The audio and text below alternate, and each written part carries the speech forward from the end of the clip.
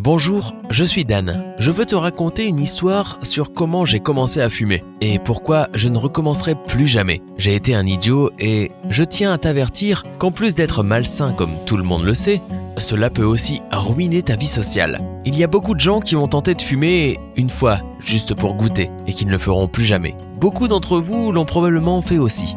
Il n'y a rien de mal à ça parce que, comme on dit, c'est bien de tester tout ce qui est légal pour se faire sa propre idée, à condition bien entendu que cela ne devienne pas une obsession. Dans de nombreux cas, les gens essaient la cigarette, l'alcool ou d'autres substances lorsqu'ils sont avec leurs copains, afin de pouvoir faire publiquement la démonstration de leur cool attitude. Eh bien, c'est exactement ce qui m'est arrivé. J'avais un groupe de potes de mon quartier.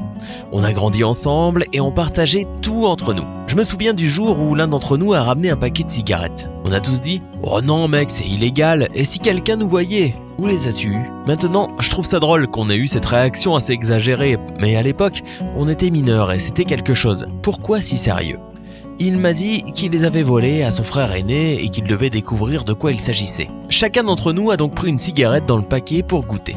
Puis, quelque chose de très étrange s'est produit. Tout le monde autour toussait tellement qu'ils en crachaient presque leurs poumons, alors que moi je respirais calmement et éprouvais en moi une sensation vraiment agréable. Je ne comprenais pas si c'était moi qui avais fait quelque chose de mal, ou mes potes, car il semblait que j'étais le seul à savourer l'expérience. Les larmes aux yeux, ils ont héroïquement fini leurs cigarettes et les ont jetées. La conclusion globale était que c'était dégoûtant, horrible, que ça puait et que, plus jamais, ils ne le referaient. Et j'étais le seul à ne pas être d'accord.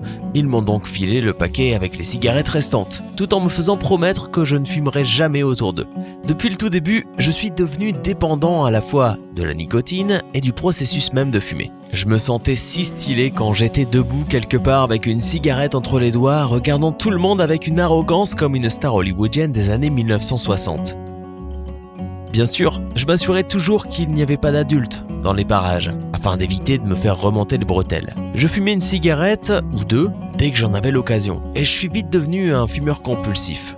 Je ne prenais même pas le temps de m'arrêter et de réfléchir à quel point c'était malsain ou dangereux. J'aimais tellement ça, un vrai plaisir. Mais inévitablement, je ne pouvais pas échapper à certains problèmes. Dans un premier temps, j'étais mineur, alors c'était pénible de trouver des moyens de se procurer les cigarettes à chaque fois.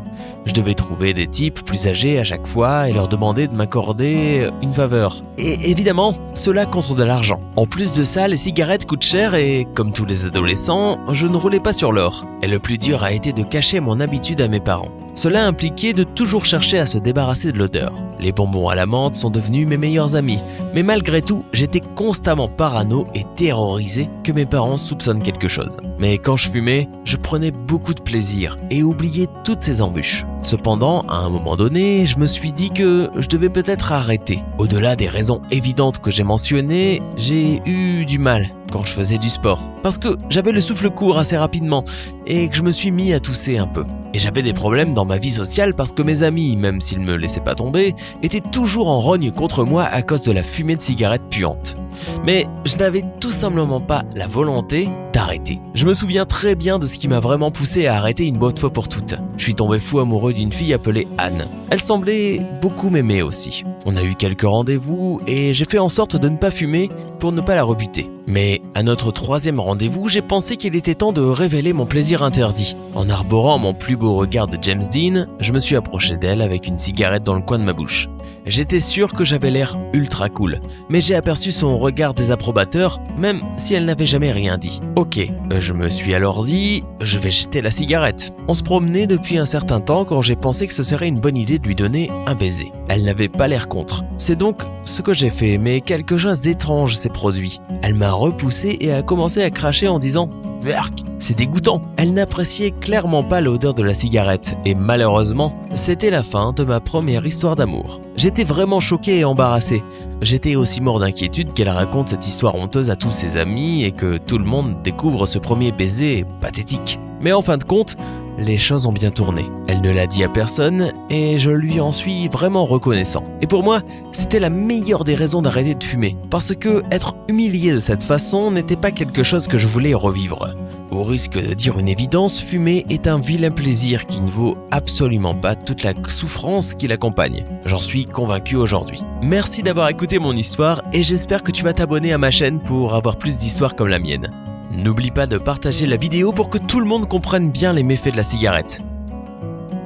Aime, partage et commente. Partage ton histoire et envoie-la à welcome@brightside.me.